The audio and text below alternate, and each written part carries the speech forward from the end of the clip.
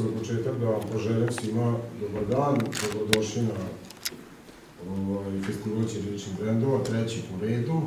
Hvala našim dragim učenicima što su došli danas da veličaju ovo, jer oni jesu razlog zašto mi sve ovo organizujemo. Osnovni povod panel diskusije jeste zakon o upotrebi srpskog jezika u javnom životu i zaštiti i očuvanju ćiriličkog pisma, koji su ove godine usvojile Narodna skupština Republike Srbije i Narodna skupština Republike Srpske. Dakle, najviše zatiranja ćirilice suštinski dolazi od nas, a mi smo ti koji njom ne pišemo. Ćirilica je bila zastupljena u 2% u javnim natpisima. To je naš Novi Sad. A prolazi se kroz jedno mjesto koje se zove Rogatica, čisto srpsko mjesto. To mjesto žive se i prolazi se kroz centar grada.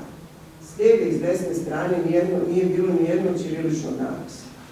1836. godine u Novom Sadu zvanični jezik jeste bio latinski. U to vreme ćirilica jeste bila samo trpljena, a ne kao zvanični jezik.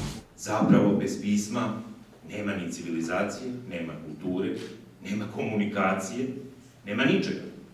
Ukoliko uložimo, krajnji trud da zaštitimo ćirilicu, onda smo zaštitili i sebe pojedinačno i nas sve zajedno kao kolektivitet.